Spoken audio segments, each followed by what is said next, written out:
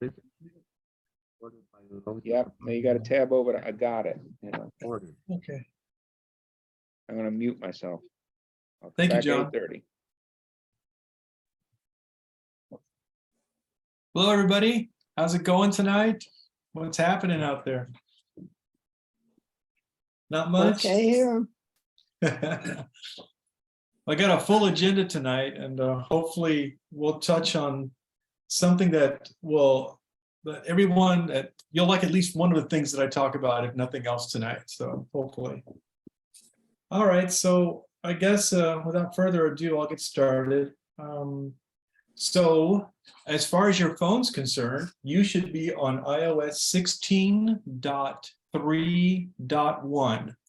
They just released the .1 minor version, like maybe less than a week ago, and it's solid, it's good, it's okay to put on there. So if you're not updated to that, go for it. Mine did, Fanny. It's Maggie. Mine Yep. hasn't shown up yet.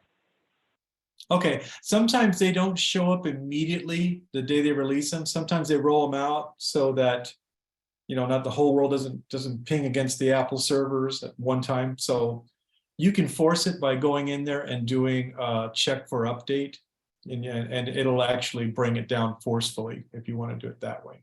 Otherwise, it'll come down, hopefully in a day or two. Mine appeared when I updated it, but I haven't seen it for the iPad and I haven't looked. I don't know the status of the iPad. Maybe I'll put Yeah. a pin in that one because there is a separate OS, well, a branch of it at least, for the iPad systems and stuff. So I would have to But take a look at that. And it seemed to be minor because it sure didn't take very long. And I'm Yeah, getting when I'm getting a new iPhone. My son from Virginia is coming to visit next week, and Uh-huh. he's bringing me an SE. congratulations! Good job. Good Oh, job. Fanny. Yeah, that's Oh. great. Mine's 5 years old, so I figured it's about time. It's an 8. Yeah, mine's a 10, and I'm already looking at that too because some of you, like Maggie and a couple of other ones, they have these 12s and newer, and I don't have those features, and I can't really teach them effectively. I have to get notes, and hopefully they work when I talk to them. Oh, yeah. So I have to maybe upgrade my phone pretty soon. It's about 4 or 5 years old too. So Oh, yes. I figured from what I heard that the SE will do me just fine. There's a lot of things on there I don't use and probably never will. That's correct. Yeah, that's a very good utilitarian option if you don't want to get all fancy with optics and all that crazy stuff, you know. So yeah. So that's the version you should be on. The .1 end of it, that is the moniker for the minor version, a minor update. Okay. And the .3 is the major update, just a refresher. And of course, the 16 at the very beginning, or 15, whatever, that is the actual version of the software. When that number changes, that's when we have to really beware, but not the major and minor, the whatever numbers. So those are usually safe, and they're usually security updates and improvements, are not feature updates that don't work and break other things. So, okay, It's Maggie. what's next? Uh, I'm sorry, go ahead. Oh, how about the LiDAR? Did you find out anything about that? Yes, I have some notes for tomorrow's class with you, and I want to try some things out. So hopefully we get that working, and if it works, I want to keep those notes for one of these classes, one of these months, where people can try it out. So you're going to be the guinea pig, so to speak, Maggie, with the LiDAR stuff, if that's okay with you. Because last week I didn't see a chair and I went crashing into it and ended up kissing the carpet. Oh no, I'm sorry to hear that. Well, I just have absolutely no depth perception anymore. Okay. And so I'm kind of, that LiDAR will work. Okay, well, we'll use our time tomorrow, and I hate to use class to say all this. We'll use our time tomorrow to focus in on that area of your phone and see if we can get that kind of working for you. So, if that's okay with you. Okay. Any questions about the latest release? Any more questions? All right. So 16.4 is coming down the pipe probably next month. And of course, the end of the year, September-ish, they're going to have version 17 out. It's way before that, but just to let you know what's happening down the road. Okay, the other bit of news that I wanted to share was that the FCC is now mandating all of these broadband companies that they put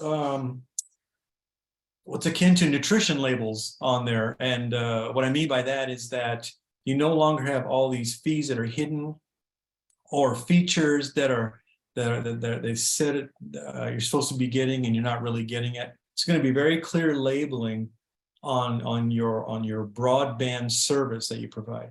And it's kind of hard to explain it, but I'm going to show you an example of that in the notes. I'm going to get an actual one and put it there, and then you can hear it read verbatim. And it's a lot like a nutrition label for food. It just tells you what's in there, data-wise, what you're being charged for, and the expected amount of bandwidth or the supply of data and the speed of it that you should be expecting, and the price breakdown of all these pieces. So there's no illusion about what you're getting. And that goes to all broadband companies. That's the FCC mandated that last year, late last year. So just want to let you guys know that a little consumer rights thing, we can now kind of decipher now what these guys are talking about instead of just talking about gigabytes and megabytes and mega dollars. We can actually see what's going on the bill. Kind of like what credit card bills used to be before they started breaking them down more. So anyway, any questions on the FCC's stuff with relative to your data that you're buying from a company? All right. In that case, onward forward. Let's see.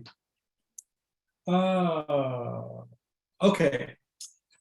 So the industry is going towards more secure ways to keep your phone locked.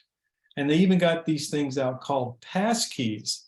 And the funny thing is, these are actual physical keys that you can put near your phone, or you can insert into the charging port.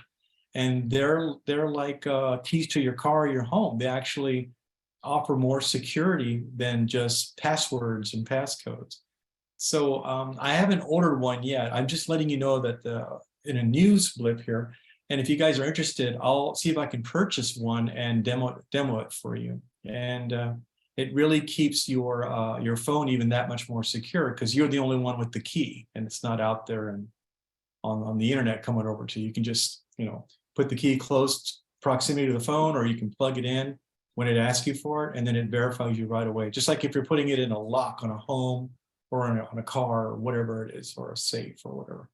What's the name of it? What's the name? They're called pass keys, and they're actually physical devices that are the digital version of regular keys. That's basically the best way to look at it. I mean, analogies are bad, but that's kind of the closest I can come to it. So if you guys want, what's that? I said, wow, yeah, look into that. Yeah, if you guys want, I'll demo some stuff next time. I'll order some this month and try them out, and see how good they are. And it helps a lot. And I got some more stuff about security towards the end of the class, kind of related to this, but not exactly. But anyway, I digress. So any questions about passwords, passcodes, pass keys, pass the biscuits, whatever, anything? Okay. All right. So the last bit of news I have is, I don't know if you guys have heard about this whole new AI thing they got out there called Chat GPT. Has anybody heard about that in the news? Just heard of it. It's basically, there's a company out there, and I forget something AI, I forget the name of it. Anyway, they're coming up with this new, not a new thing. It's kind of, what it can do is it can do AI kind of things, meaning, let's say if you were to chat with it, let's say, if you were to open up a chat window with this technology, you could talk to it and it would talk to you back like it's a person. It can write musical scores, it can write poetry, it can do all kinds of weird stuff. If you got a college class and you need to get some kind of paper written, it can actually do that. So there's a lot of features that it has. And they just rolled it out in November of last year. So I don't know much about it. I just know that it's supposed to be the brand new thing with AI. Microsoft is going to put it on their browser, their Edge browser, so you can just click on a button, ask it a question. And my impression of it, it's going to, oh, go ahead, sorry. Oh, no, I just read something about it and they were having major trouble with it because it takes off on its own and gets very insulting and very bad.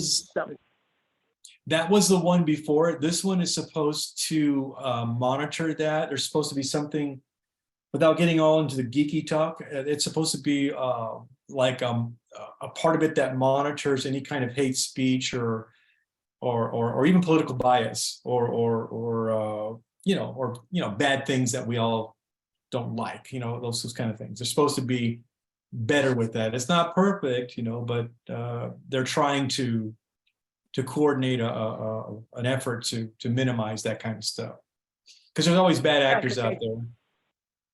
But no, I'm talking about the app itself, not somebody getting on it, has started to go weird and say things like, well, you're awfully ugly today, go clean your face, or yeah, that's you what I act mean. like Hitler. Yeah, that's exactly what I mean. Yeah, so its responses are under review. They're trying to make sure that it doesn't isn't insulting to people. So it's funny that we're talking about a computer insulting people, but I get on that soapbox. I'll be here all night talking about it. You guys don't want to hear that anyway. But anyway, that's what it's called, Chat GPT, and it's going to be probably going to replace things like the Google search. And I'm sure if it does that, then the company who's making this is going to somehow find a way to monetize that, just like Google does with its search. That remains to be seen. It's still kind of new, and it's still, like Maggie says, is kind of in a beta series right now, in a beta phase. So let's keep your eyes open and see what you think. And as I get more information on how to access it and play with it, I'll definitely shoot that your way in case you're curious about it. Okay, so that's it for the news. Any questions on anything I talked about in the news? All right. All right, so the first topic in our class tonight is an app called Zuzanka, Zuzanka app. You're probably wondering, what the heck does that app do? And what it does is it reads expiration dates on perishables, like cans or bottles or wherever it's at. Barbara and Barbara's sister introduced me to this app, and I've been playing with it. So let me get it out. So you have to download this from the App Store, and it's got a 15-day free trial, which I'm in right now. After that, I don't know what they charge you. But if you're interested in this kind of app, it works pretty good if the expiration dates are expressed properly on the item that you're checking it for. For example, if they put an expiration date with only a month and a day, then not the year, it's not going to sound right to you. But if they put everything there, like whatever month, whatever day, whatever this year, and it says it, then you'll know what the day it expires and the year and the month. So without further ado, let me find my phone. It's right here. And let me open her up. Turn it up a little bit. Okay. New calendar. Can you guys hear that okay? February 21st. I think that's Yes. loud. Okay. Tap to open. All right, so I'm going to go to this app. Edit mode. Oops. Page 1 of 4. Page 4 of 4. Zuzanka. Zuzanka. Double tap to Zuzanka.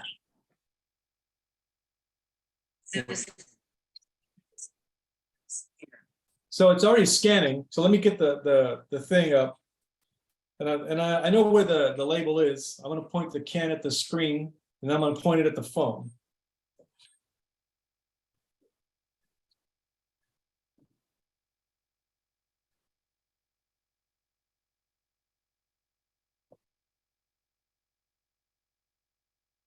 one. Expiry date 08.16.24. So this can expires on that date. So this is really good if you think you got cans in your pantry or stuff in your refrigerator from like 1972. You can figure out when it expired, what year it expired. Anyway, that's good for checking your perishables, and then of course getting rid of the ones that have expired. Mhm. So it's a pretty simple app. It's just that you download it from the App Store, and then you don't have to fill in anything really. You just have to start it up, and then you get your 15-day trial to play with it. So, any questions on the app or what I Yeah, just did with this thing? How far away are you holding the can? Oh, sorry. Good question. So when I was doing this, I had to put the bottom of the can in the light because it's kind of dark in this room. And then I was about maybe 8 to 12 inches away from it, I would estimate around Almost a there. foot, like we do with. Yeah. light.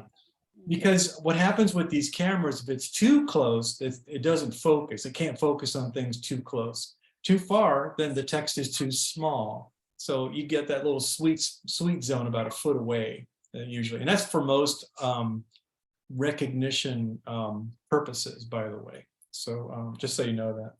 So this is a great little app. And I think for the most part, it works well.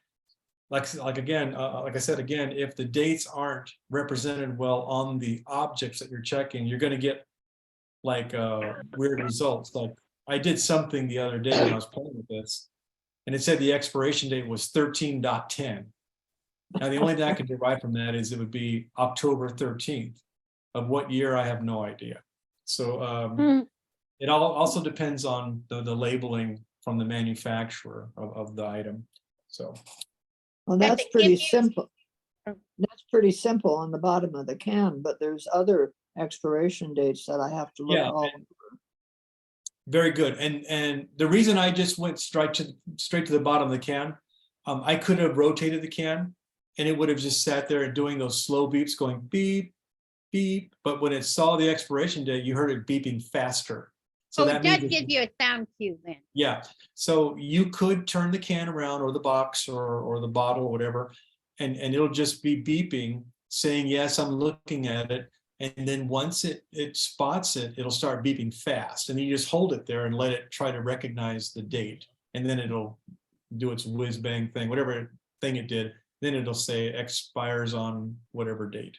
So it's hit and miss, not because of the app so much, but because of the labeling from the producers of the items. So it's pretty neat little thing. And it's called Zuzanka, Zuzank. All right. Any questions on Zuzanka? All right, then we're going to go to the next thing. All right. This is a show and tell is early. So what I'm going to show you today is a $25 item over at Amazon. And it's one of these. I want to see if I can get it into the camera's thing here. It's one of these wireless chargers. For those of you who can see, and I'll try to explain what it looks like. It's really just a flat black charger with a green light at the bottom, and then there's an angled up thing coming up where you can lay your phone upright. And then when you do that, this thing will charge the phone through the back of the phone. So if I grab my phone, let me find my phone. Where did I put it? There it is.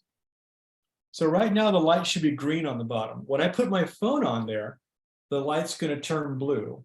And the phone should say something that about battery level or something when you put it on there. 85% charged. 85, try again. 7:02 p.m. So that's when you put it on there and it says the amount of battery, that's telling you that it's charging it, that it's doing. It didn't say charging, but that's what it's doing. And you can know by looking at it if you have low vision, you can actually see a blue light that should be kind of flashing at the bottom of the unit. So and these are $23 plus tax, around $25 out the door. And you can also 7:02 charge. p.m. Hang on a second. You can charge your watch on here and earbuds. They have little things here where you can put earbuds if you have those, or you can pull pull the little tray out like this. I don't know if you see the tray on the side. You can lay your watch on it and charge your watch. There's also in the back, if you have an iPad, you can use that port and put the iPad on there, and it can charge the iPad. And it's just this little piece. Now, if you wanted to take this on a trip, you could then just fold it up, and it's about the size of a phone with a cord, and you can put it in your luggage easily, and then you can take it with you, and it'll work just fine anywhere you go. And it comes with a little AC plug and about a 4-foot cord, maybe 3-4 foot cord. So that's show and tell. So any questions on the wireless charger, or are we okay? Okay, and of course, this only works with iPhone 8 and newer, including the SEs. What do they call it? It's a wireless charger. I'm going to put the link to it in the notes. And it's just a wireless iPhone charger is all it is. There's a ton of them on there. I mean, I just found this one for 7:04 for p.m. $23. And I thought it was a good deal, and it's got a nice visual for low vision people. And it's real compact. That's why I like it. And it does a good job charging. So you could put this on your- Danny, I'm how sorry. about with that wouldn't seem to work with the passkey you said at the beginning. I'm sorry. Can you say it one more time? I didn't catch that. I'm sorry. This charger would not seem to work with the passkey that you talked about at the beginning. Well, you only need the passkey when you're doing something. You don't need to keep the passkey in there. You would just put it in just to, log in or whatever. Sometimes it'll ask you for something, and the passkey will provide the security. You don't keep the passkey in there or close to it. Oh, okay. Yeah. So, and I think, if I'm not mistaken, you can put the phone in upside down on the charger if you needed to keep that port exposed. You could put the phone in upside down, because the coils on the back of the phone and this charger are still lining up so they can transmit power between each other. So yeah, there's that. It look funny with your phone upside down, but it should still charge fine that way. So okay, let me find I keep putting my phone away from me. A second here. Where did I put you? 7. There it is. I Okay. have the same problem. So all you have to do is say Siri and it lights up. 85%. Whatever you guys do, don't lose your vision, okay? It's tough out there. All right. Okay, if there's no more questions about my little show and tell thing, we'll move on. Let's see what we got here. Next thing is going to be calendar events. This is something that Barbara wanted me to review with you folks. I think from 1 or 2 months ago, I believe, we did discuss this, but it's worth going over again if you're not sure. So before I start, does anybody have any questions about how to use a calendar, how to put events in there, modify them, or delete them? And if not, I'll just go through it anyway. So Go through it anyway. okay. Yeah. So I'm going to give you, so you can control your calendar entirely with your voice. You don't even have to touch the phone. All you have to do is, when you want to create a new appointment or event or whatever you want to call this, okay? All you do is you tell Siri you can say create new appointment, or you can say create new event, whatever you like, okay? And then the way you would tell her is that you would say create new event titled Annie. And then Siri will then come back and ask you, what's the date and time for the event? And then you would tell it, you can give it a date and then a time, like March 5th at 10 a.m. Or you could say this Thursday at 10 a.m. or next Thursday at 10 a.m. And you can do it that way. You can also pass it locations and things like that, but we'll just get the easy stuff in first, okay? And you can also set up, if you have something like a birthday, let's say you don't want to use the contact way of storing birthdays for people. Let's say you just want to throw it on the calendar as a yearly event. Well, you could say something to the effect, create new event titled Barbara McPherson's birthday, and it'll ask me for the date and time. And sorry, Barbara, I don't remember your birthday, but we'll just call it February 14th, all day. And then you could say recurring yearly. And what it'll do is it'll stick it on your calendar on the next 14th of February down to, until you remove it again. So it'll just keep popping up on the 14th every year. Manny, you don't have to say recurring. All you say is yearly, and she puts it in. Okay, there you go. So that's one word we can take off there. Yes. You just So- say yearly and it's in. Okay.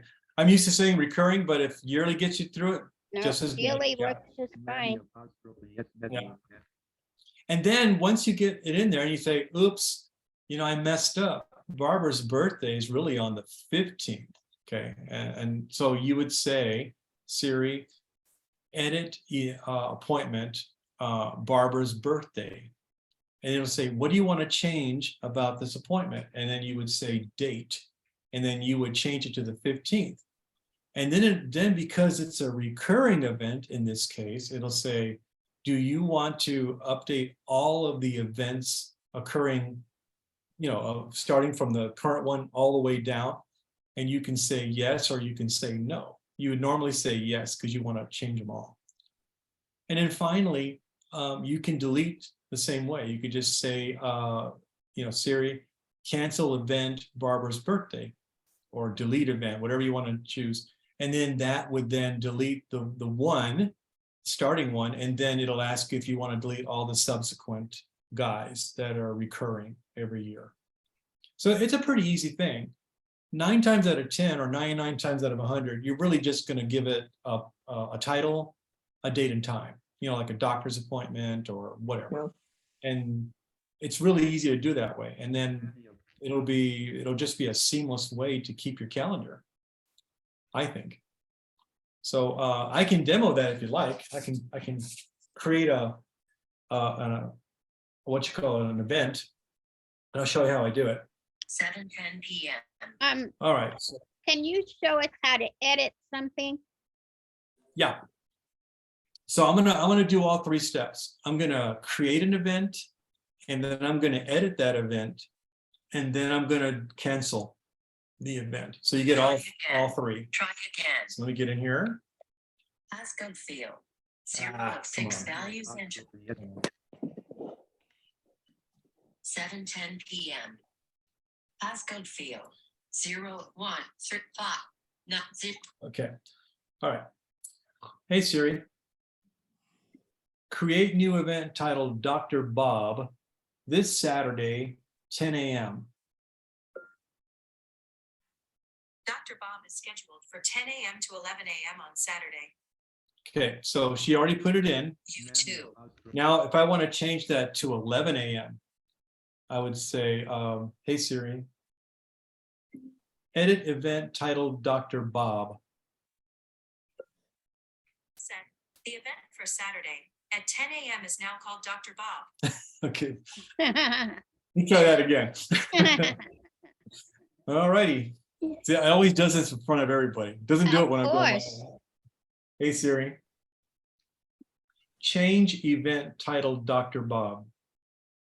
I found 14 events. Could you be more specific? Dr. Bob. All set.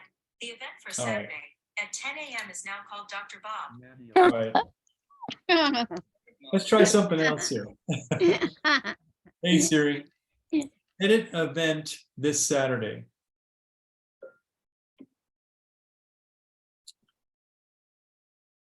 Go ahead. U2. All right, try this again. Hey Siri, edit event this Saturday. I found Dr. Bob. Saturday, 10 a.m. What did you want to change? Time. All set. Dr. Bob is now scheduled for 10 a.m. to 11 a.m. Saturday. All right, so she's wigging out. U2. Typically, what it would do is it would say, what's the new time? And then I would say 11. I may need to reset my phone or something. So it's acting real weird. So I guarantee that works. especially when I'm doing it on my own. So, so let's see if we can delete. Let's go for that 1,000, but that's the way it works. If you say change date, change the date. If you say change title, you can change title to Dr. Bob 2 or whatever you're doing. And this does work when it works. It's just not happening in front of everybody. So, hey Siri, delete appointment this Saturday. Just to confirm, you'd like to delete Dr. Bob Saturday 10 a.m.? Yes. Okay, it's been deleted. So what does that song say? 2 out of 3 is not bad. We just couldn't edit it right. So, but it does work. Manny, how do you put the location in? If you Oh, have yeah. the location of a doctor's office? So yeah, what I know, you're talking about a street address and everything. Right. What I do is I just give the location a name. So let's say, and I've never tried to put a full address in there. That's a lot. What I would normally do is I would say, appointment with Dr. Bob, located East Grant office, and then you would give it a date and time, and then it would put actually a location into the appointment. I do that with my students at Desert Low Vision, so I know that I got to meet them there at Desert Low Vision instead of some other place. So you would just say located or location, or and then you would give it the name of the location, and then that would be part of the of the appointment or the event. So I'm afraid to try it here because I couldn't edit that one on Saturday very well. So I'm just not confident it's going to do it right.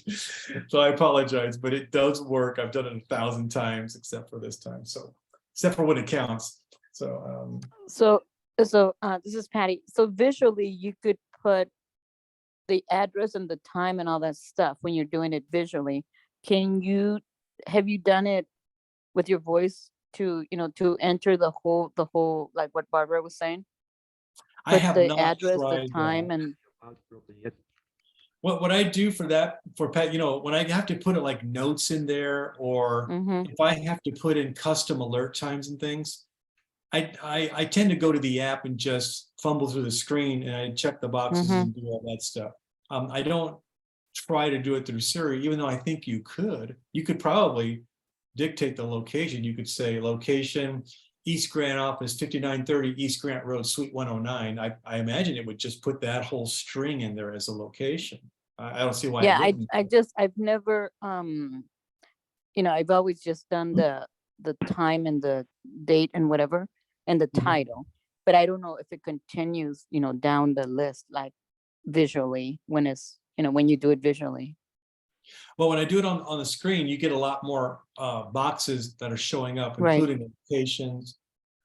You get all kinds of crazy stuff in there. You can even set custom alarms at that time. Mhm. Let's say on this appointment, you want 2 alarms instead of the 1. I want an alarm an hour before, and I want it a day before so I can book the Sundan or something.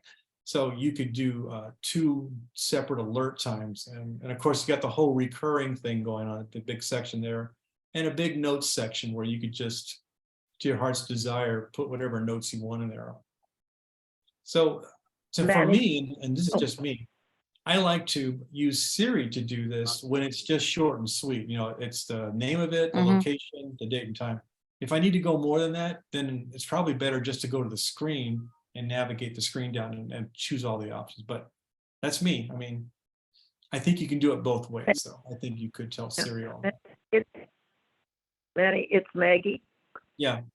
Sometimes you have trouble with that. I go to reminders because you can put everything in the world in there, and then Mhm. they will alert me like the week ahead, so I can call Sundan, That's down right. here. Reminders, good way of doing it. Yes. Yeah. Absolutely. So there are 2 ways to remind you to do something. You can use the great reminders like you're talking about there, or you can put it on your calendar, or you can do both. You can have 2 separate things reminding you of the same event if you wanted to. They live separately, but they work together under the same roof. So yes, you could use reminders or you could use calendars. So yes. It's Can Annie. you create one in reminders just to see how it looks?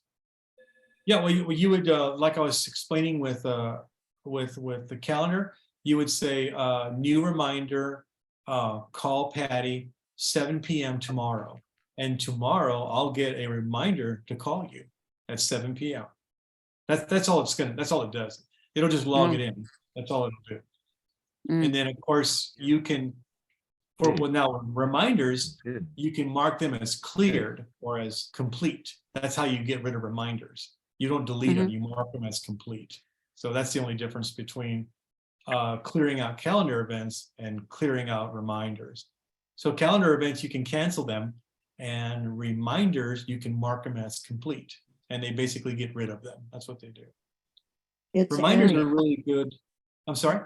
Yeah, it's Annie. I like to do both. I have a Yeah. list of medical reminders. You can make different lists and reminders. That's And right. And what a list of medical reminders gives me is a list. And so if I'm at the doctor's office scheduling a new appointment, I can check the reminder list. And so I don't schedule two on the same day. that's right.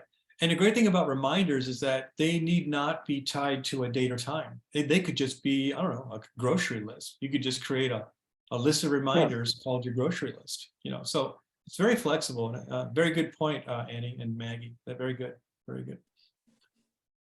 So use whatever you have to stay ahead of your appointments and things you got to do, because that's what this thing is really good at. It's really good at keeping time. Wasting time too, by the way, but keeping time as well.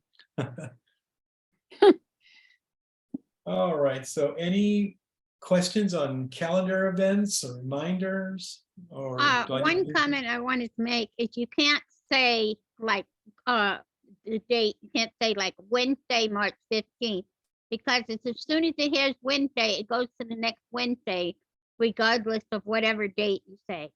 Yeah, that's a good point. So when you are telling the phone, whether you're talking about a reminder or a calendar event, okay, don't be too specific. Don't say Wednesday the 15th. Just say this Wednesday or say the 15th, and it'll March assume the 15th. current month. Yeah. Don't put them both in there because it may not reconcile it the way you think. Just give it what it needs, just one of the two. Yeah, so, and remember that when you say this Wednesday, that's tomorrow, okay? Next Wednesday is the week from tomorrow. That's very important that you know that, because some people think, well, the next Wednesday is tomorrow. That's the next one. Well, that's not the way the phone works.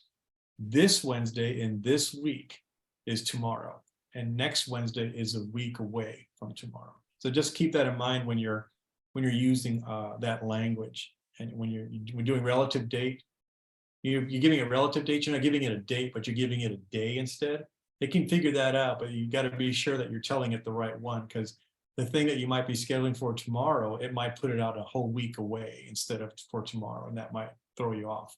So just remember that this and next are very different when you're doing dates and times on the phone. All right, so let's see. And then the next thing you gotta show them is what are my appointments in, Try again.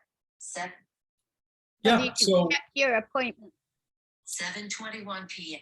yeah, I usually just go basic, but I think you're asking some good questions. So when you put calendar events in, you can then start querying those events. You can say, you know, what are my appointments in February, or what are my next 3 appointments? And it's really, when you do that, she just lists them out.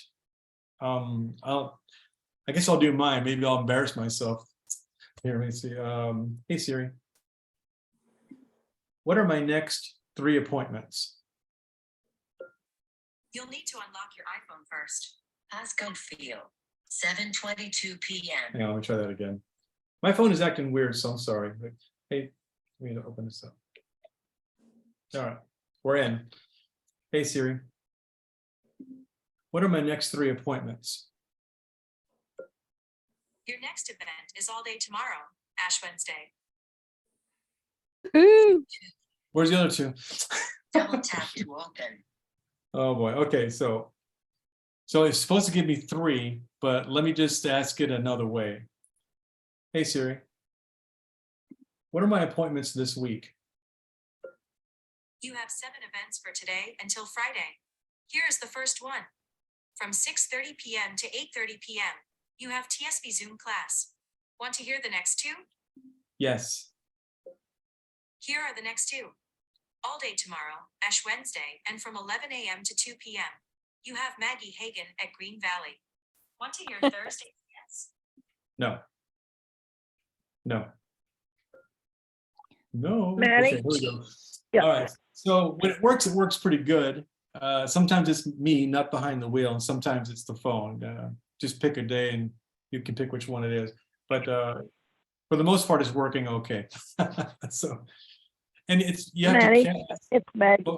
Oh. It's Maggie. I've got a Yeah. question. Yeah. If I use Reminder, I never have a problem with Siri, ever. If I use Calendar, every once in a while Siri will say, no, I don't want to, or go away, or some weird thing. Not always, but just Yeah. for no rhyme or reason. Why? Well, there's a lot you can ask it, and if it's not programmed to answer a certain phrase, it won't do it.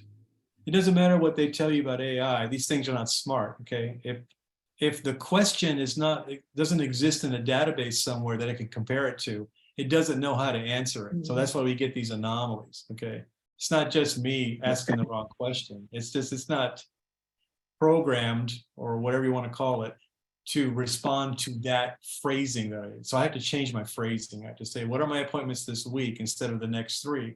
Even though we understand what I'm saying, this thing does not, and that's where you have to change your question. And reminders are if I say it the wrong way, reminders will act the same way.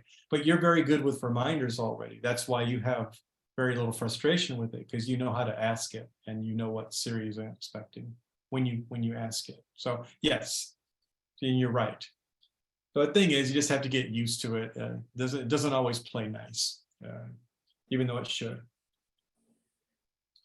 Thank But you. both, go ahead. Okay.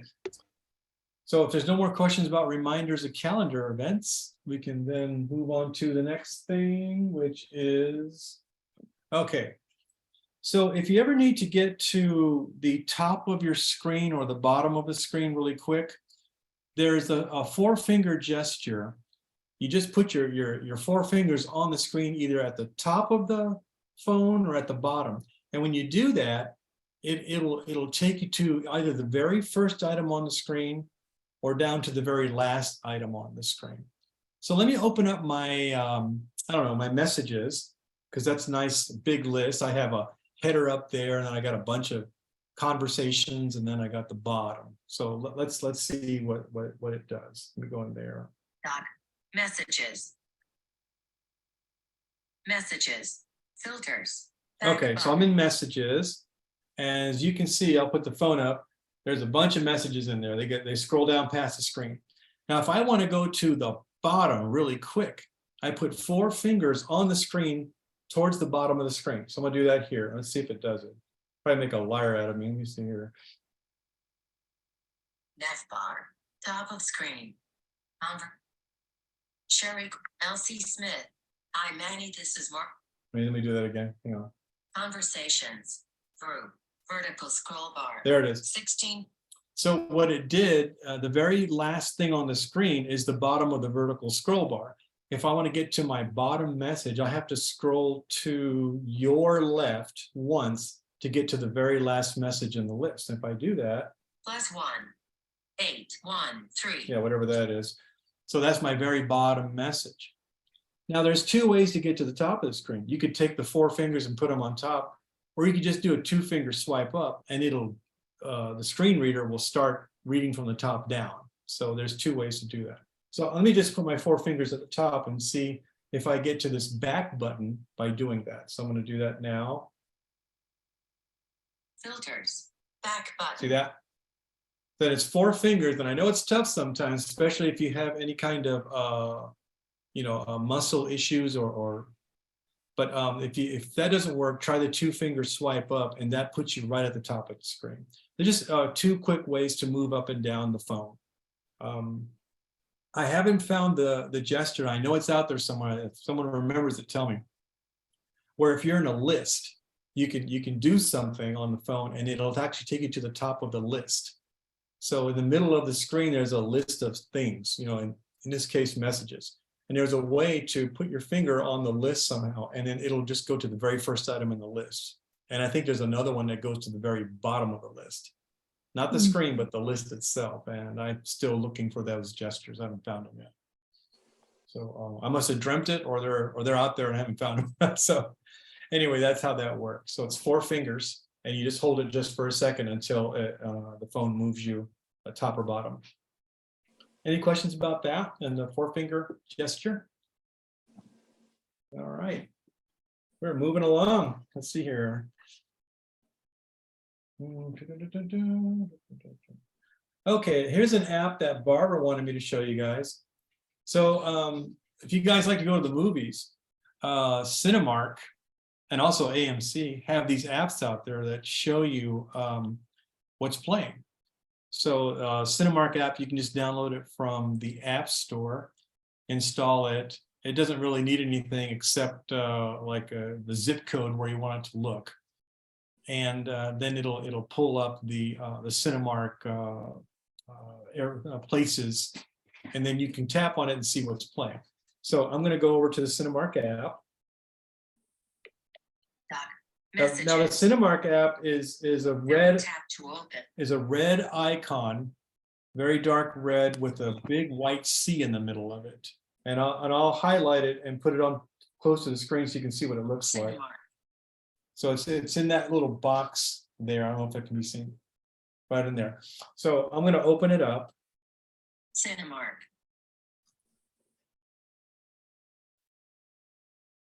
Home. Heading. Okay.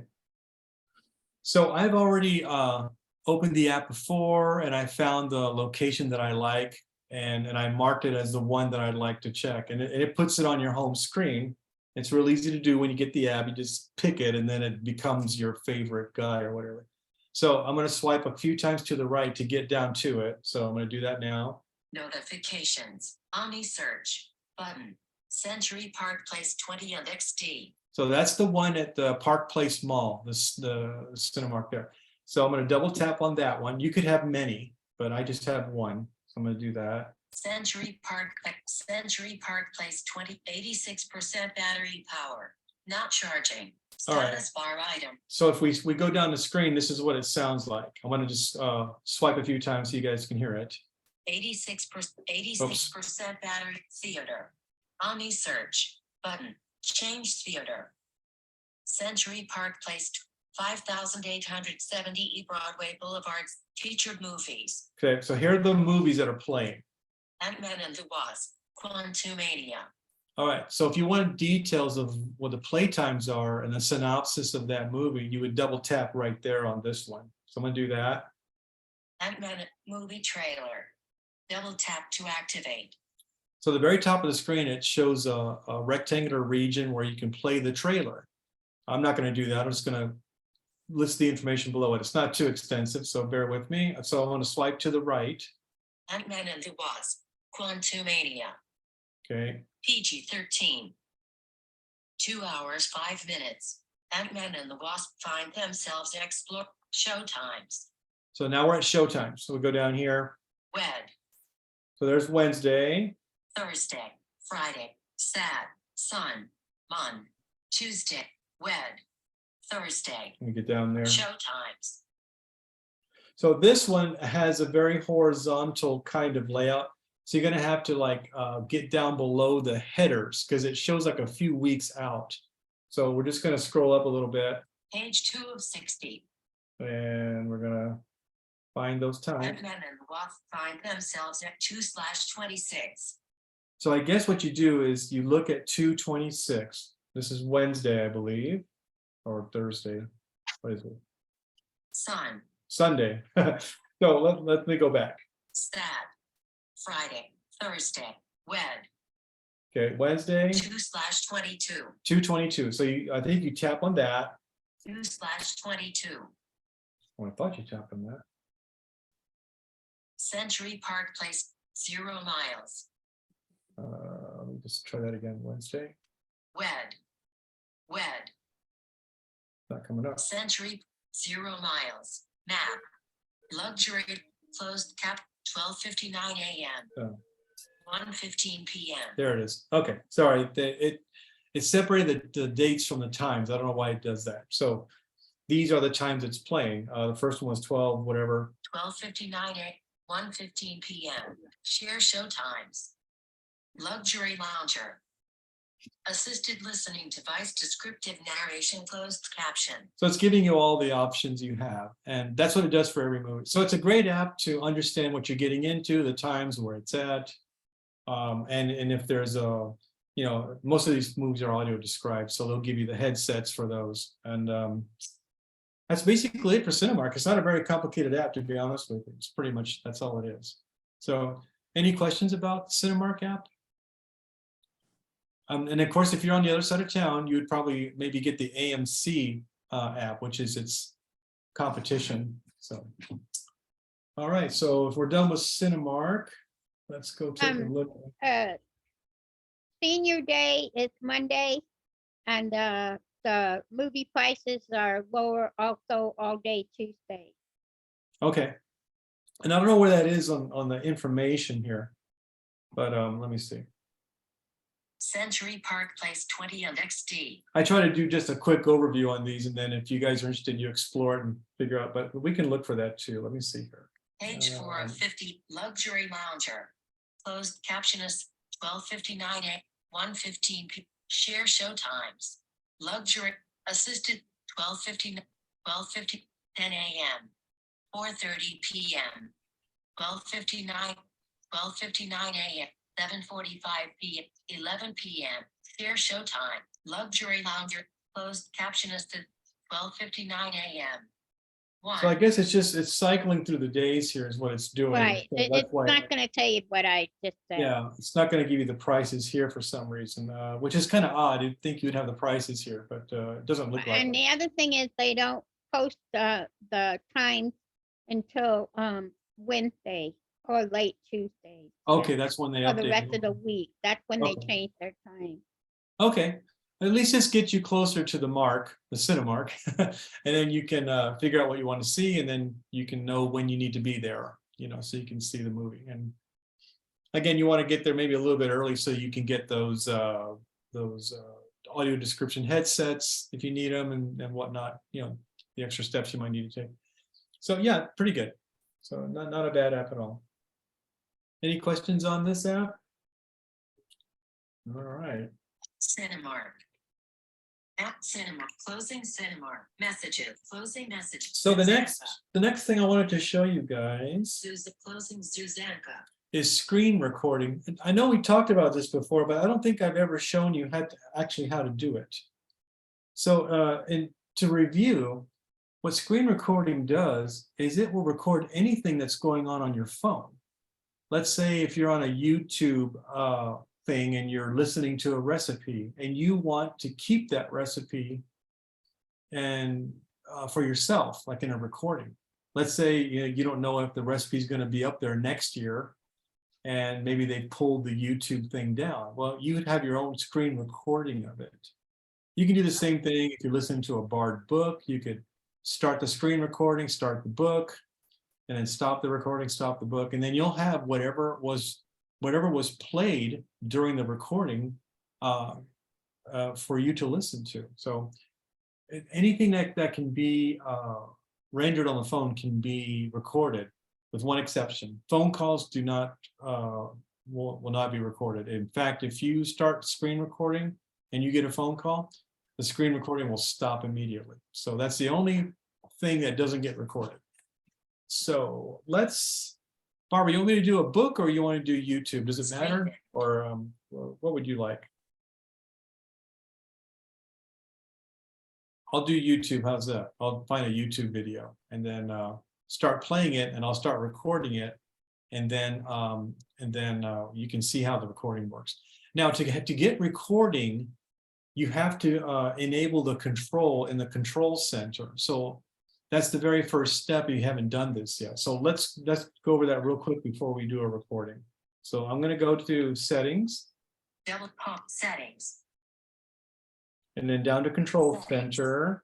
cellular, personal, notific, sounds, focus, screen, general, control center. So it's under general, and it's called Control Center. Go in there. Swipe down from the top right edge to open.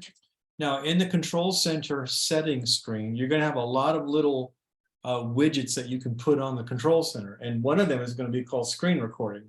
And there's a lot of other ones. Goes to channel camera. Menus. Participants Apple select TV their remote sound recognition. Anyway, you can put a lot of stuff in there, and one of those is called screen recording. You've got to be sure that's selected, and then it will appear in the Control Center. Now, to bring up the Control Center so you can see if it's there, if you have a buttonless phone, like a 10R and above, you swipe down from the top of the screen, top right down. Remove. Oops, wait a minute. Move up. Wait a minute. Gotta get out of this thing first. Settings. Control center. Then Control Center comes out. If you have Off. the button phones, the SE, the 8, or anything like that, I think this gesture is from actually the bottom up. So I think that's the way that. It's one finger, and then a Control Center just pops up. And the thing that you got to have in there to do screen recording is this one. Screen recording. Looks like a little circle inside of a Double black tap and hold to show more controls. kind of Swipe square. up or down to select. You know, and I have some other ones on there. I have voice memos, flashlight, some other things, real handy little things. So when I want to record something, let's say I want to record something off the internet. Let's say I'll go to YouTube and try something. Let me see. Airplane mode. So you get out of Control Center and you go to the thing that you want to record. Safari. And let's see what we got here. Safari. This connection is not private. Okay, Address. OpenA.com. Address. Text. so field. let's go to YouTube. Home. YouTube. This connection is not private. Heading level 1. Web page loaded. Using the anime filter on the Let Me Do It For You dog 16 seconds. All Play right, so video. let me Heading. look for something. I don't know. Let's see. Search YouTube. Button. Search YouTube. Web dialog. Search YouTube. Tumblr box. So I'm going to search for. Oops. Dictate. Button. Beatles, A Hard Day's Night. Search. Search. YouTube. Link banner. Landmark. Shorts. Shorts. So let me get to the video. I'm going to navigate using a swipe to the right. A Hard Day action menu. Go to channel. The Beatles. A Hard Day's Night by the Beatles 4 years ago. 2 minutes. Okay, so there's a 39 video. seconds, 30. Now I'm not going to record the whole song, just like 10 seconds of it, so you guys can know that it works. So what I'm going to do is I'm going to go to that video. So I'm going to double tap on it. Video ad. Indefinite time. What that's all about. Ad. Watch. Show more. Show more. Button. Sign in. Name. Button. Okay. Oops. Voiceovers act like Sign in. Sign in to continue to YouTube. Previous page. The Beatles. A Hard Day's Night. In depth. The Beatles.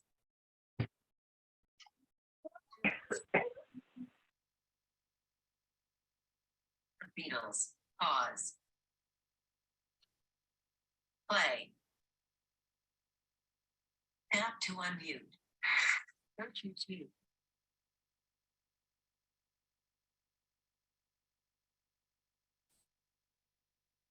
All right. Voiceover, it's hard to do this with voiceover. I normally turn it off. So what I'll do is I will turn on the screen recording now. So I stop the video. I'm gonna do that now. Control And center. I'm gonna start recording. I'll go there. Screen recording. Button. 3, 2, 1. So I'll do this. Search YouTube. The Beatles. A Hard Day. The Beatles. Description. Heading. Description. Description. Scrim. Button. Scrim. Search you account. Open app. Scrim. Description. Scrim. Scrim. Hang on a second. Turn voiceover off. Just YouTube account, but description, heading level 2, Turn voiceover off. voiceover Oh. off.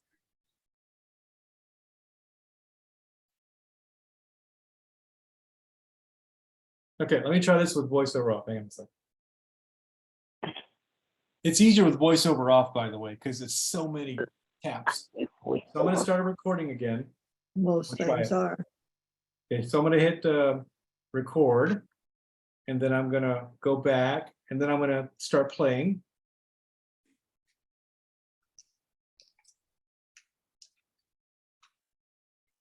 We'll let it play for a second. All right, that should be enough. Now I'm going to go, and then I'm going to stop the recording. Okay, and then these recordings that you make are going to be in your photo album. So I'm going to go to the photo album and we'll play this little recording that we just did. So I'm going to do that now. So let me turn voiceover back on so we can hear it. Turn voiceover on. Okay, I turned voiceover. Okay. So we're going to go into photos. Photos, Maddie apostrophe S network.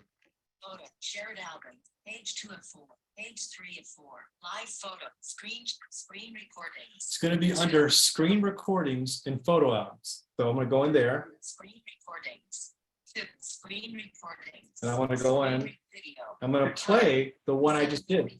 Yeah.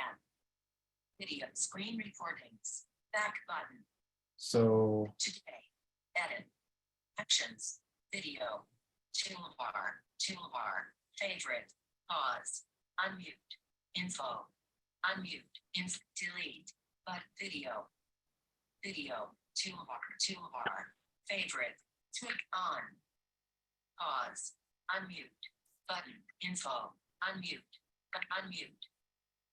pause, but pause, play, but play, video, favorite, swipe up or description, heading level 2, hang on a second here. video, screen recordings, Maddie apostrophe S back network. button, video, favorite, time, 7:43, screen recordings, video, time, 7:43 p.m. I don't know if this is the one I recorded two. Next down So I image made- of the video, Maybe I did it the wrong. time, video, screen recording. There it goes.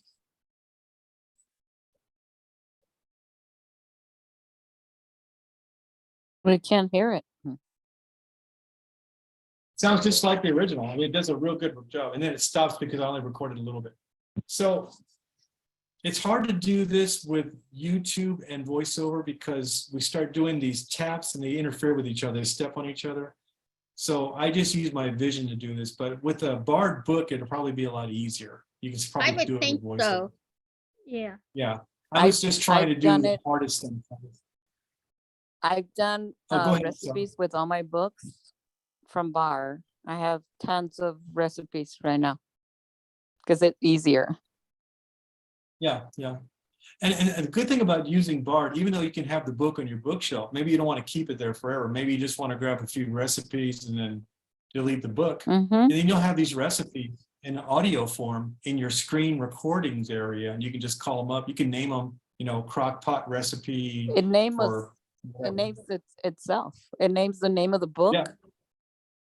and Mhm. it tells you the, the date that you record it. So it's awesome. So, without all that noise and confusion that I just said, you basically have to go to Control Center and enable screen recording. Once you do that, you start the recording by tapping on the new thing in Control Center called screen recordings, round little square little button. You tap on it, it does a countdown with voiceover on 3, 2, 1, and then it starts recording. In that time, you can switch back over to Bard or wherever, start playing the book, and when you're ready, when you've recorded enough, you can stop the book and or go up to the Control Center again, and then press that same button to stop the recording. It'll then store it in your screen recordings area, just like it did the Hard Day's Night excerpt that I just did from YouTube. So sorry it took so long. It was kind of confusing, but that's what I did. It didn't sound that way, but that's exactly what I did. But it takes some practice with voiceover because it's harder with voiceover. I'll just be honest, because this is screen recordings are a visual thing, so it's harder. But That wouldn't And, record a phone call. No, it won't do that because Apple has put that into the mix saying you shall not record phone calls on our device. If you got an external thing, then we talked about this about a year ago, maybe they have external devices like speakers and things where you can then record on those devices, but nothing internal to the iPhone. So the iPhone will send the signals out to a Bluetooth speaker or headphones that may have a recording unit within the headphones. Those exist, but you can't do it within the phone itself. Apple won't let you. I'm not sure if you can do it on the Android side or not. I think you can actually. So, but not on the iPhone. And of course, if you don't need moving pictures like screen recordings, you could just tell Siri to share your screen. If you got something on a screen that you like, some kind of picture or whatever, you can just ask Siri to share your screen. And then you'll get a share dialog and you'll choose who, and then it'll send a screenshot to them. So there's two ways to share your content of your screen. And once you get these into screen recordings, by the way, the moving pictures one, like the Hard Day's Night, I could send that to Barbara or anybody else, and you would have the Hard Day's Night yourself in your screen recordings. It'd be a copy of mine. So you can share it just like anything else, which is kind of nice.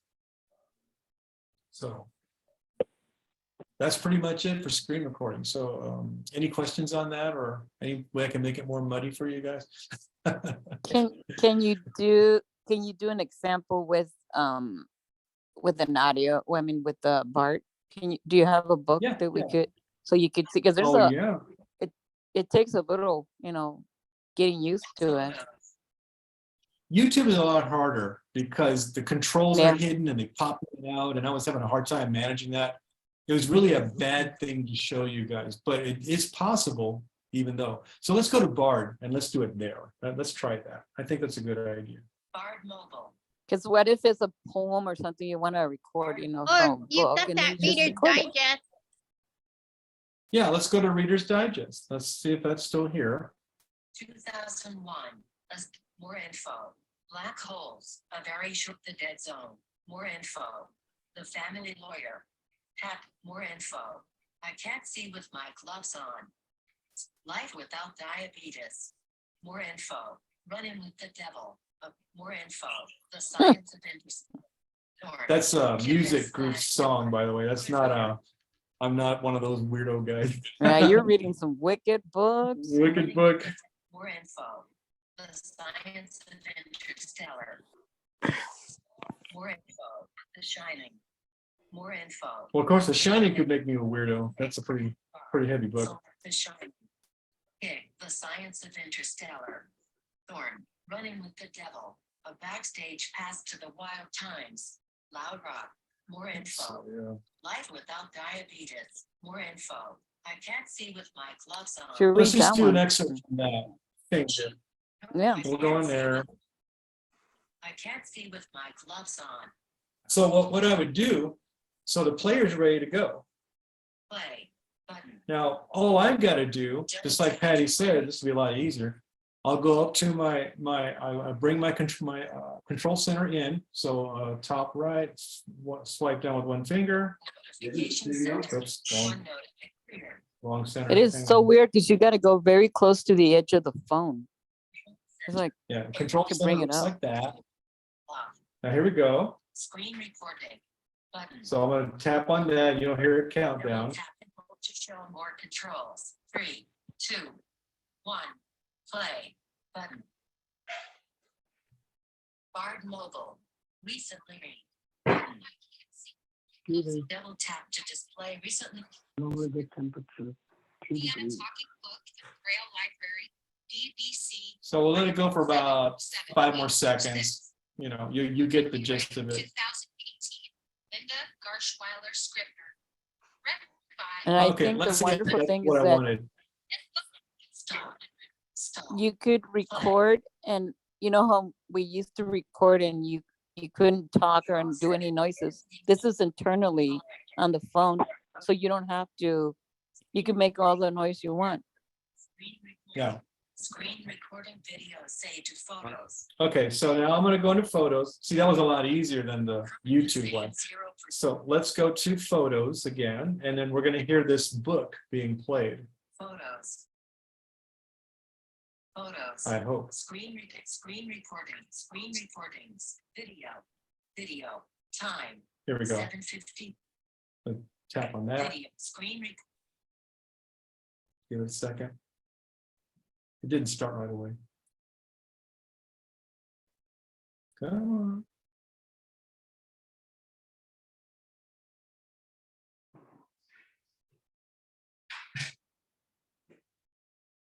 Toolbar. Unmute.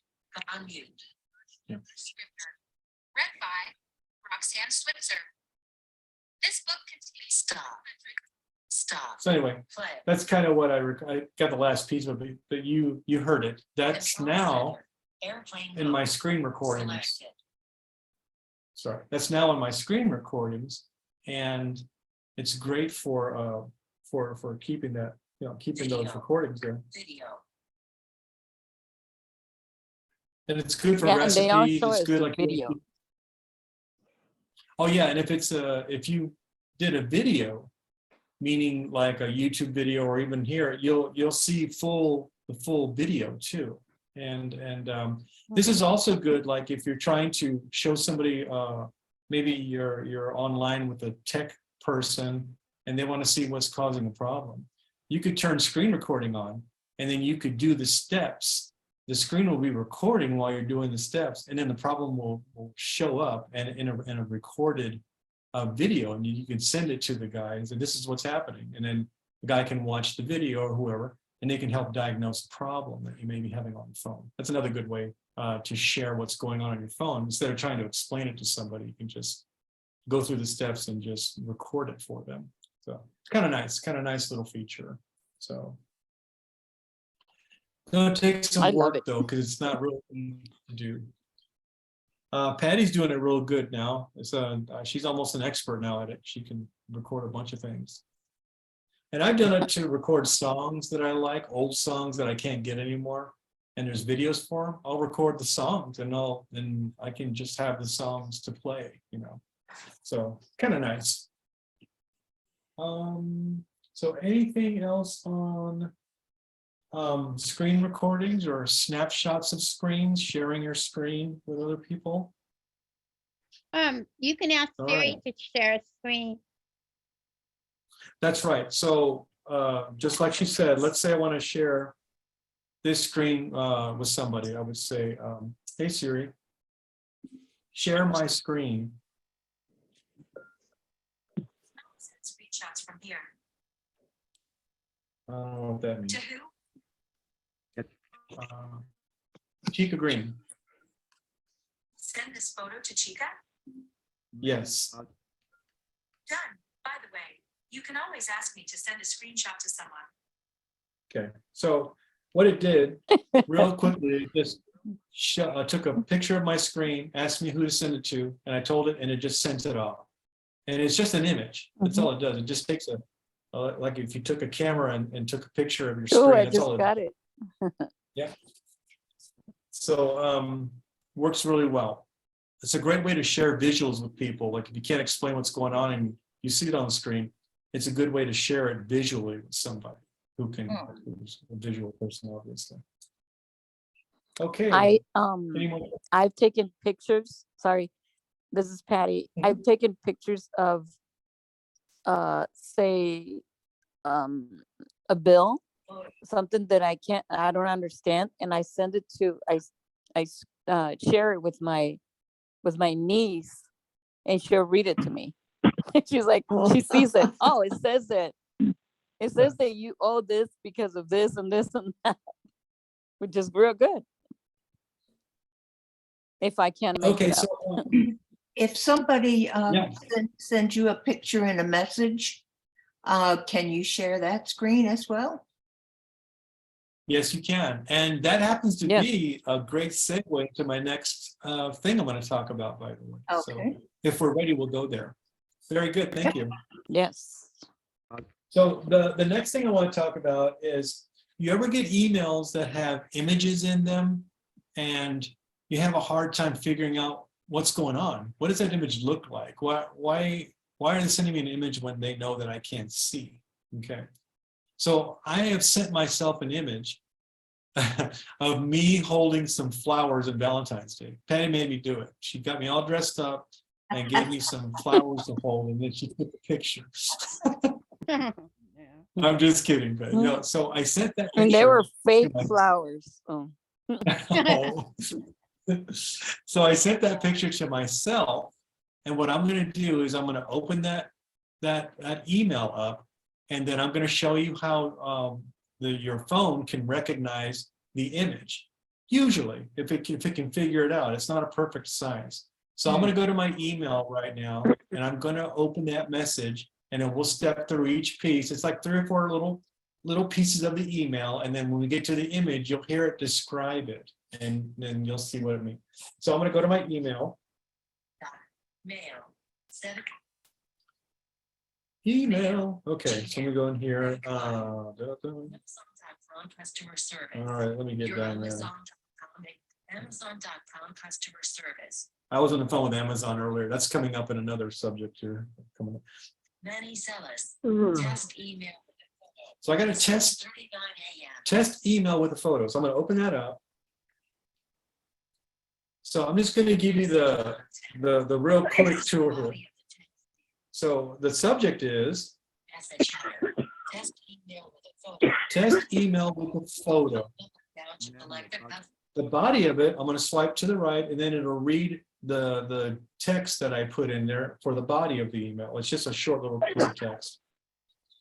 So Yes, This is the body email, and the image below should be automatically recognized by iOS. okay, that's the text that I dictated Down to into select the body. Now below that, I shared an image. So I'm going to see if I can bring the image up to the screen without it recognizing it, and I'm going to show it to you guys, and then I'll show you how you can have it describe what's in the image.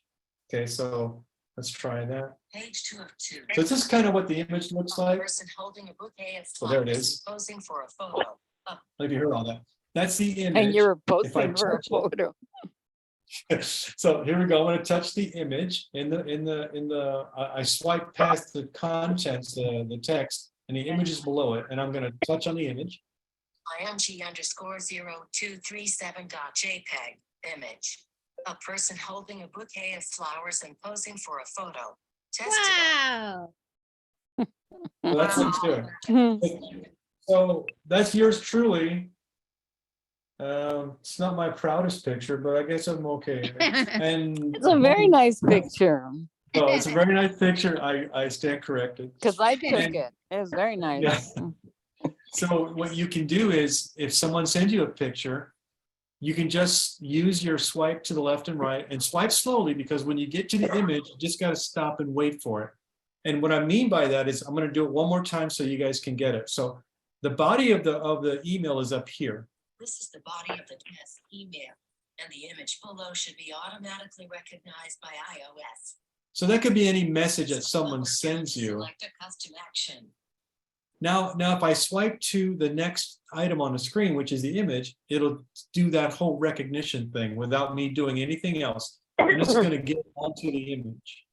img_0237.jpg. Now, swipe up or down to select a custom action, then double tap to activate. And sometimes images are attached as files. So sometimes you got to take an extra step. If the image isn't rendered in the email, you can double tap on the image to open it up, and then it will try to recognize what is in the image. Like in this case, it was recognizing a person holding flowers, posing for a picture, and it's exactly right. That's just me sitting there holding a bouquet of flowers. So that is how that works. And it does pretty good for most things, but some things it won't recognize. And So it's hit and miss, but it's pretty good on the hit ratio and very little on the miss.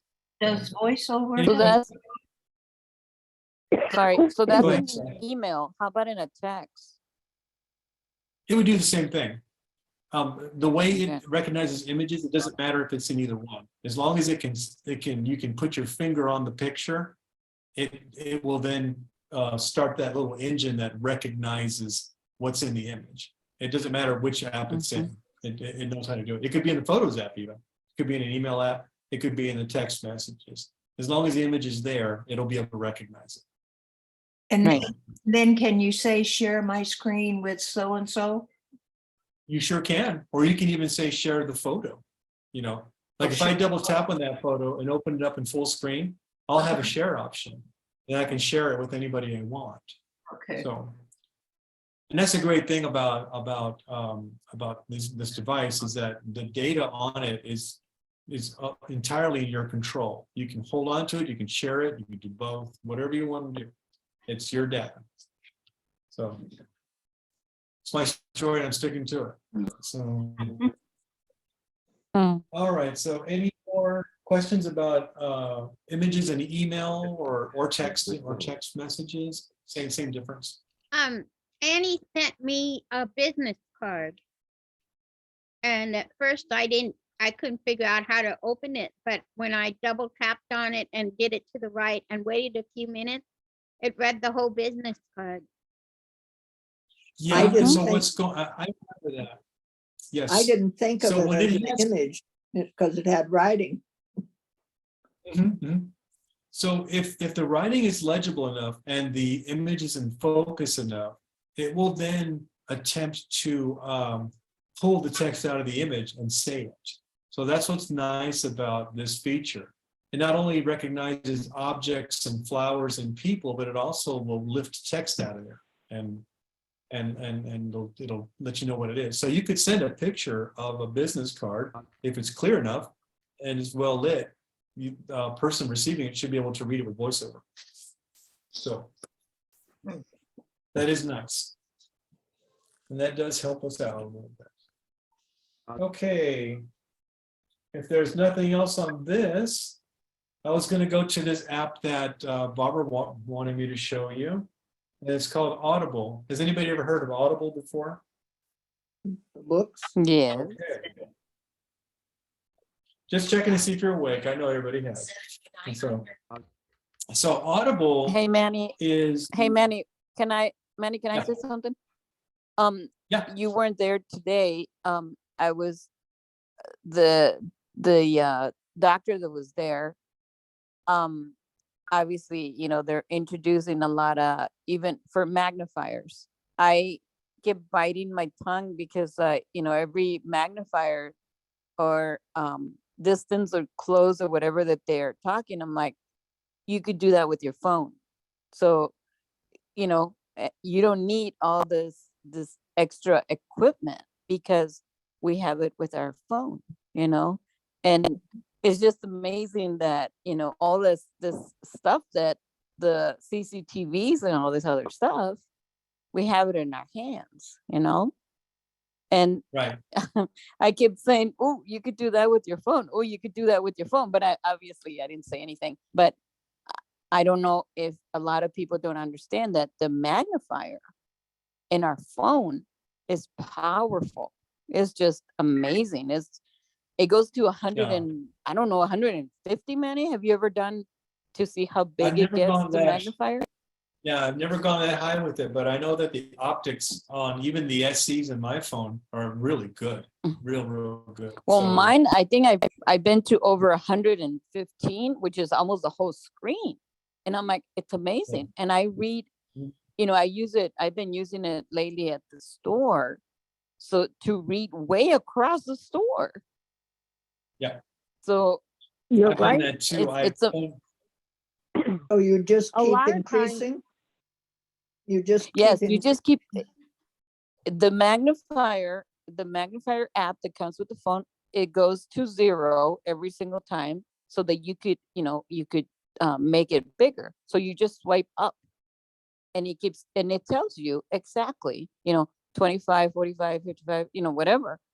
And you're just holding the phone and the image keeps getting bigger.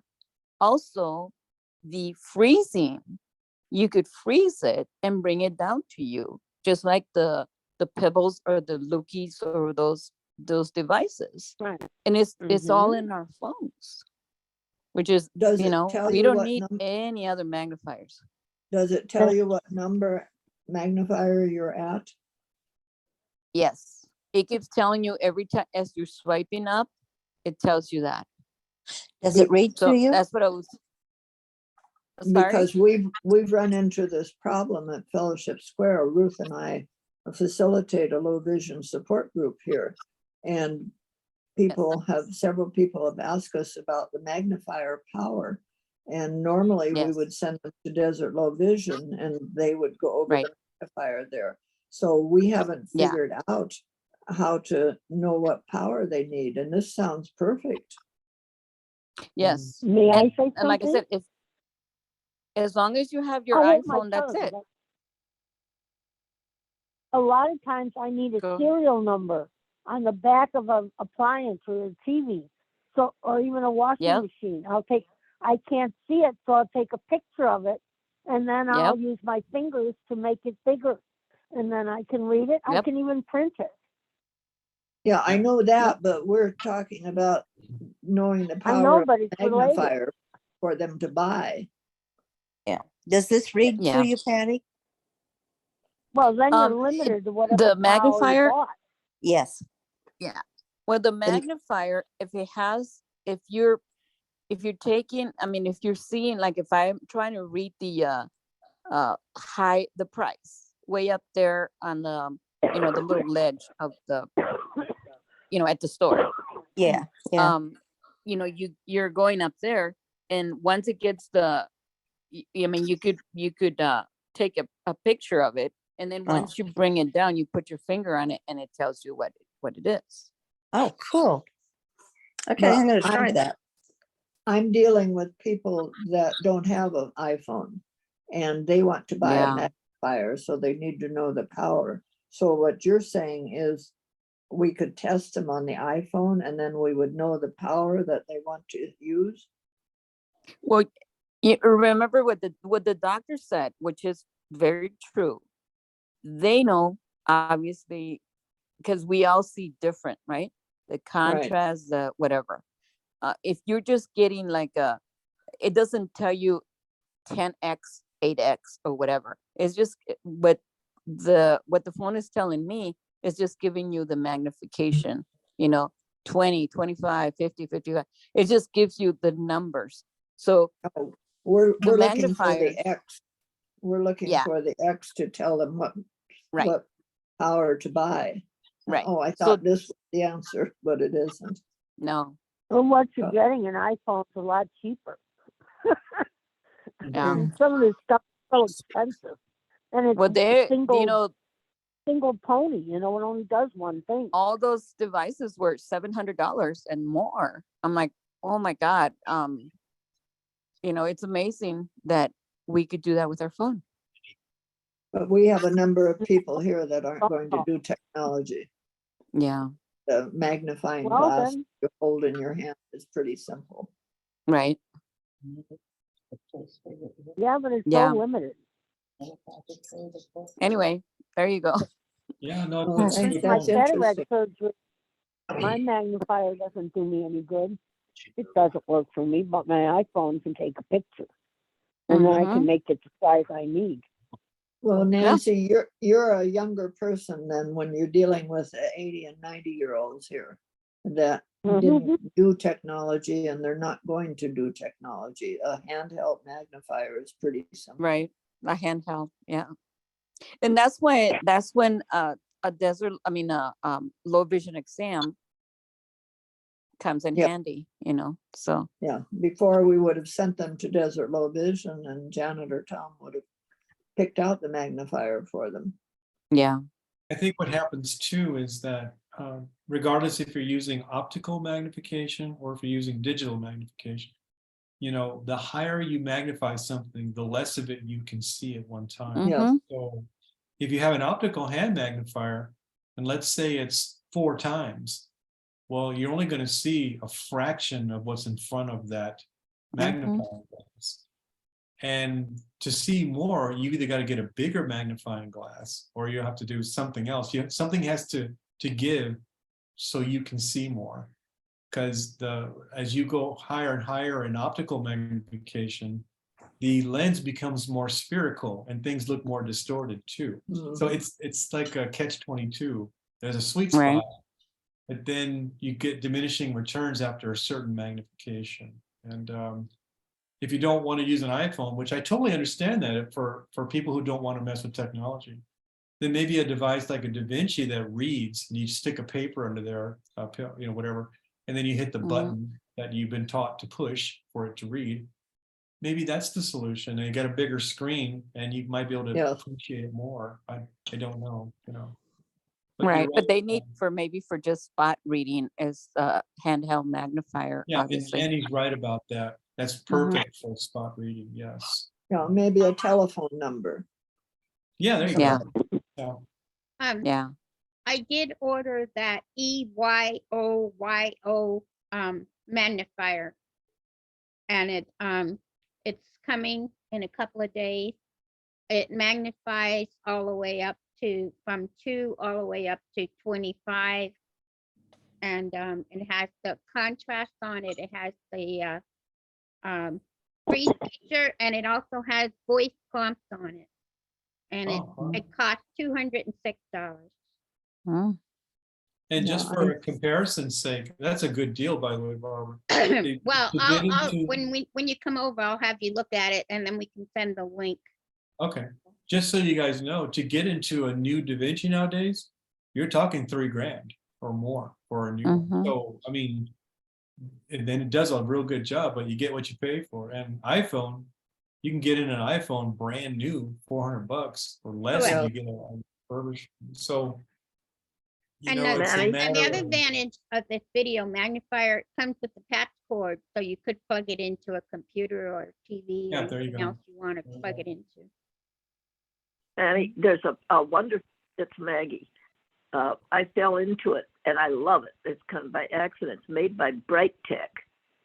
And you can get it directly or you can get it from Amazon. And it's a floor lamp that comes over, you turn it on. It's got a 10 times magnifier with very intense lights all the way around.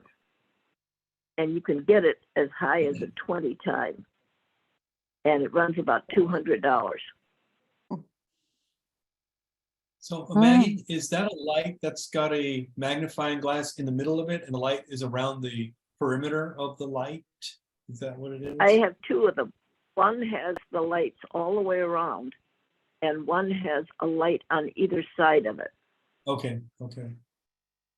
I'm following you here. Well, Can that's maybe important. you send us the Amazon link? Send Barbara the Yeah. Amazon link, and then we can all have Amazon, it. but you can also get it directly from Bright Tech. Well, can And you they're get Spell very- that.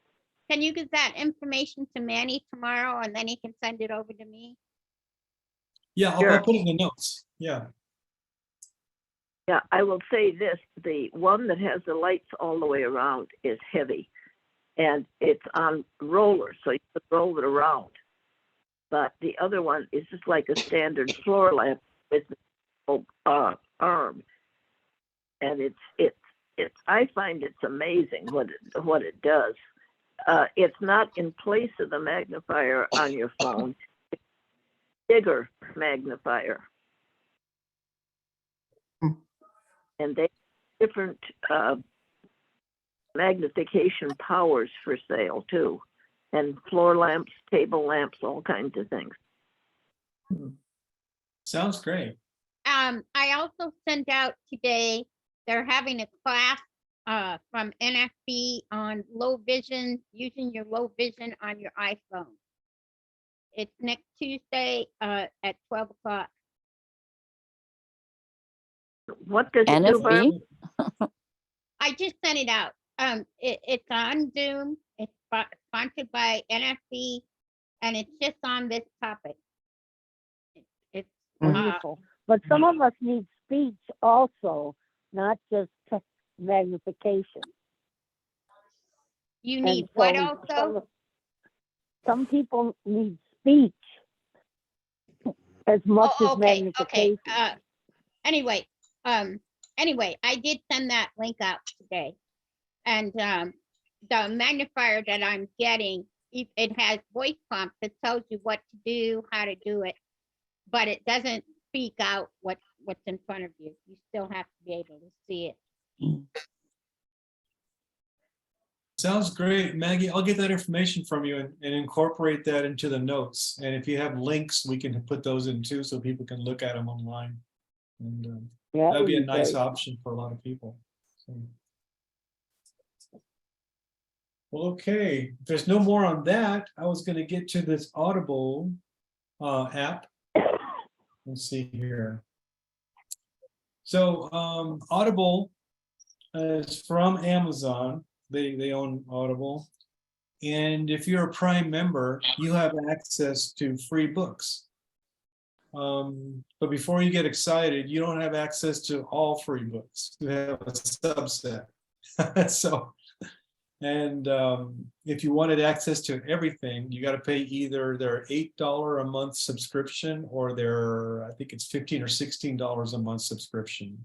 And then you're very limited to the number of books you can download per month, even with that.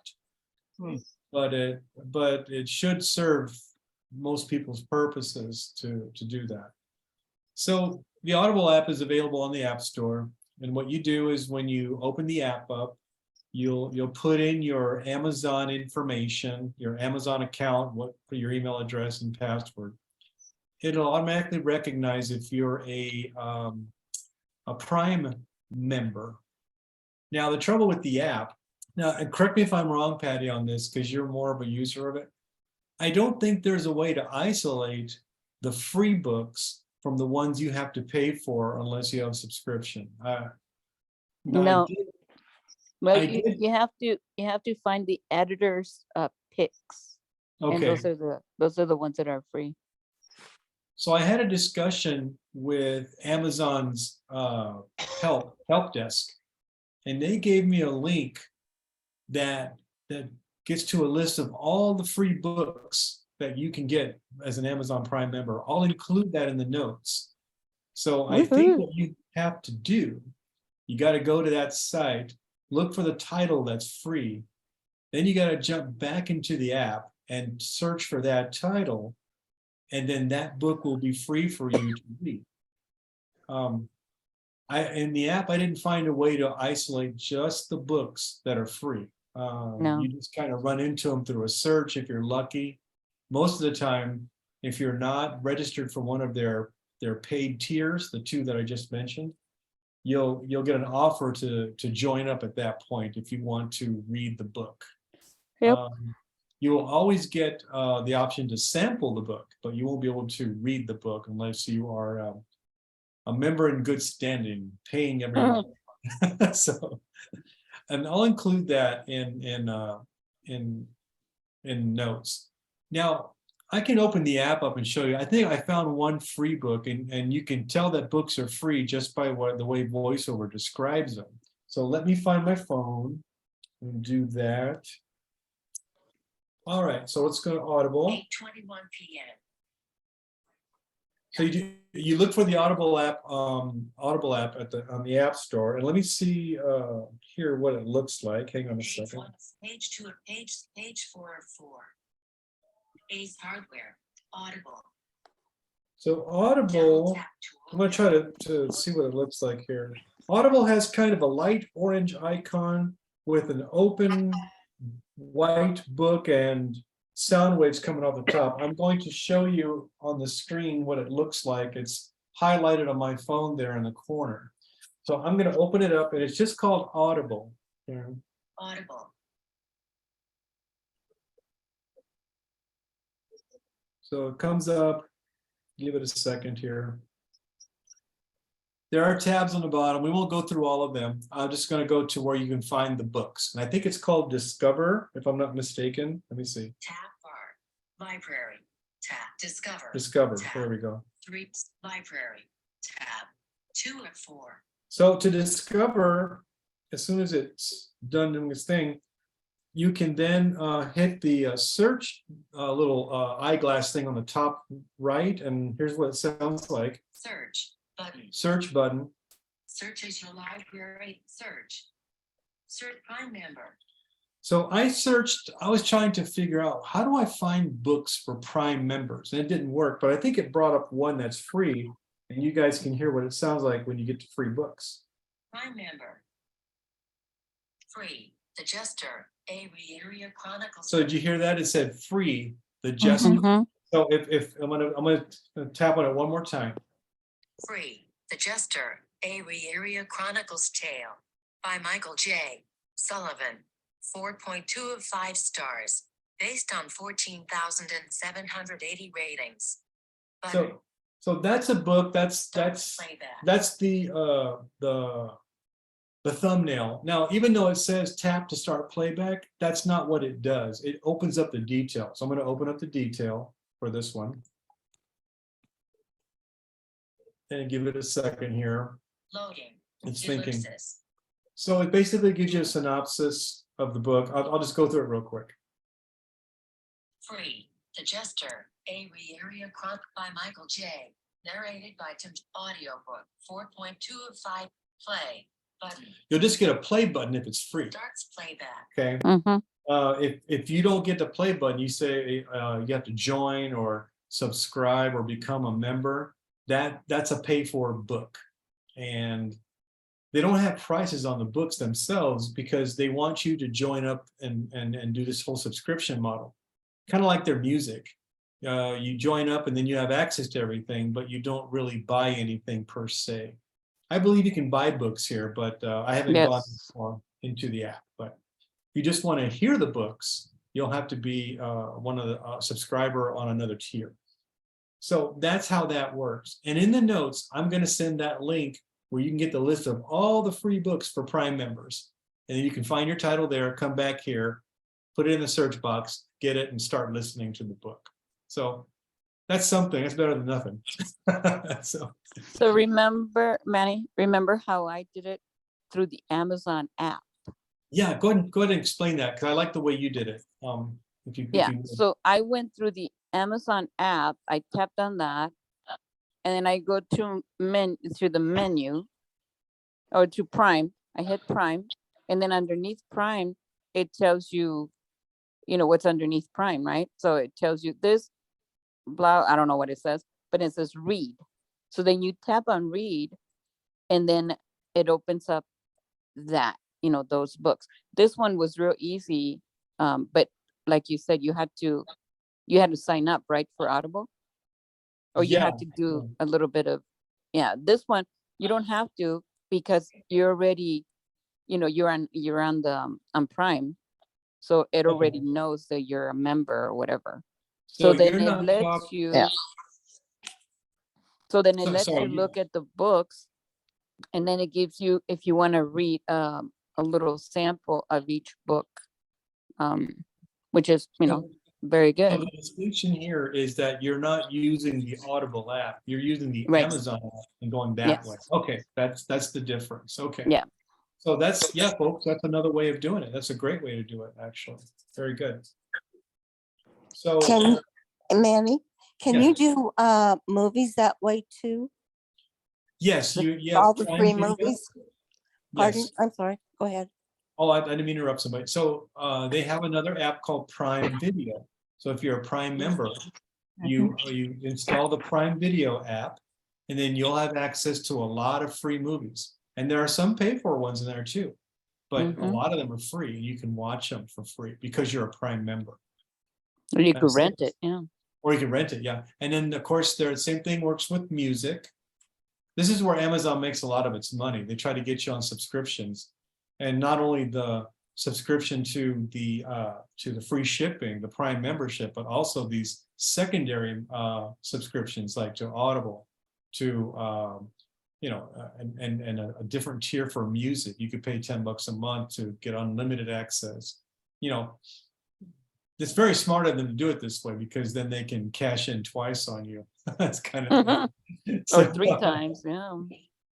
it's brilliant actually. But for us, we have to pay for everything we want, the things we really want, not the books that are free that we may not want most of the time. So unfortunately, that's the way the world works.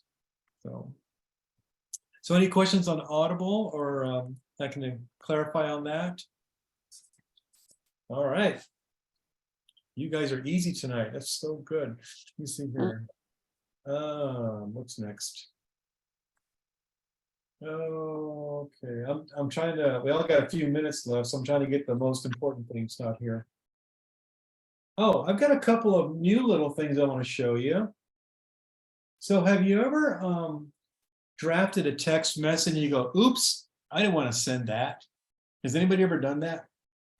I know I have. Yes. Okay. I'm going to draft a text message to Patty, but then I'm going to immediately say, oops, and I'm going to unsend it.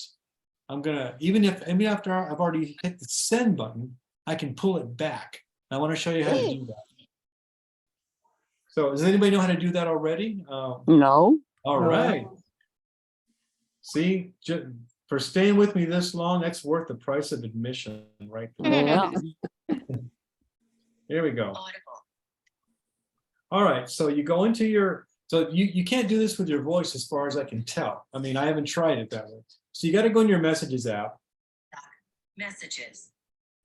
And I'm going to pick Messages. a lady named Chica Back Green, Conversation. AKA Patty. Messages. Your Hmm. iMessage. So what I want to do, Screenshot of a group of applications on Oh, a yeah. black background. so here's the screenshot I sent her. It's in the text message app. It's right there, the one I just sent her earlier. So I'm going to send her a text message, and I'm just going to call it test. Then I'm going to send it, and then I'm going to take it back.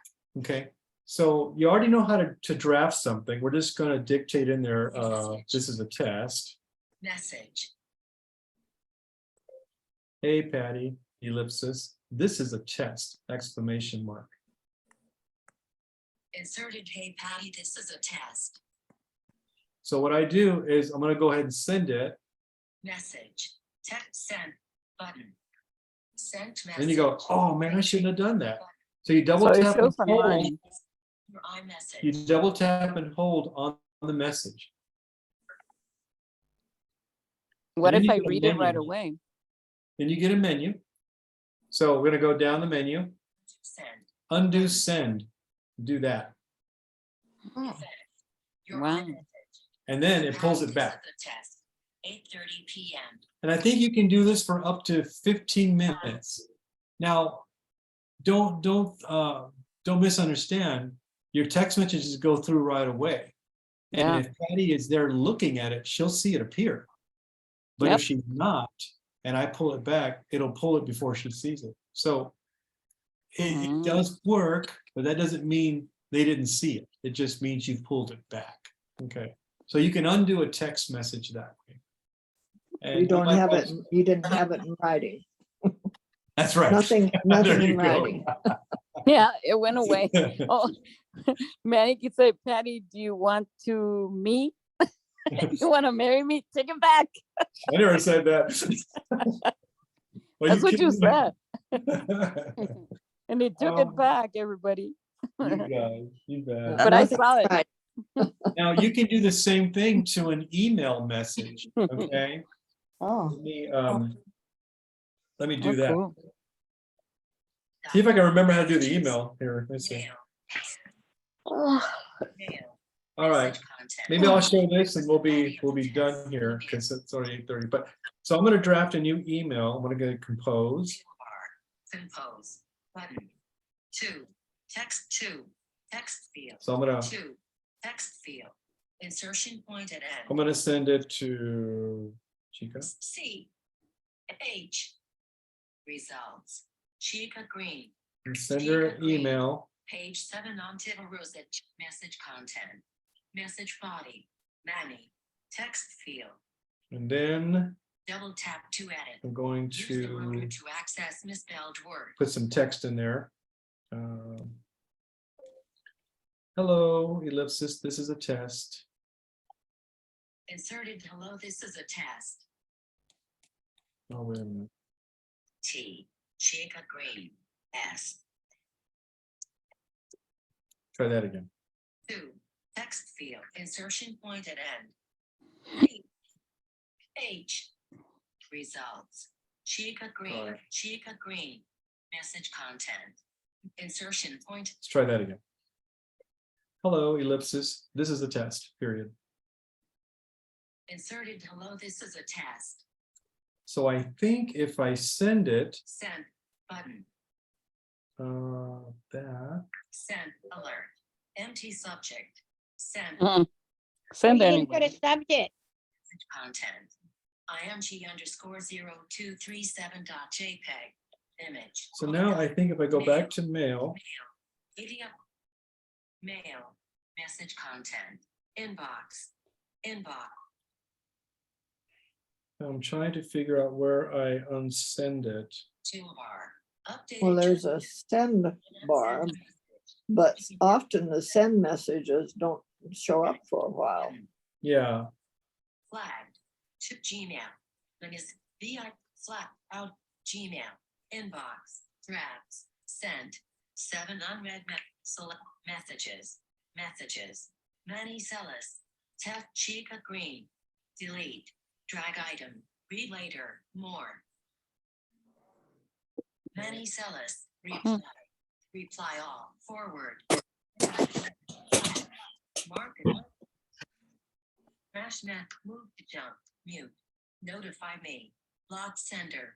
Block sender. I forgot how to unsend email. There's a way to do this and I don't remember. I will put it in the notes. I think I have to double tap it and hit unsend and it'll pull it back, just like the text message. So I'll make sure that's in the notes in the correct way. So I think that's all I got tonight. Let me see what time we're at here.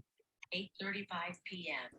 So we're at 8:35, Barbara. Are you okay with the time? Yeah.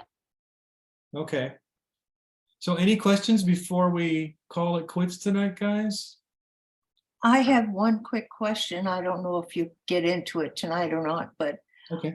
when someone sends you a text and they send you a link or a phone number, mine always turns red or blue and I can't see them. Okay. Are you using VoiceOver on your phone now to? No, I haven't yet. Okay.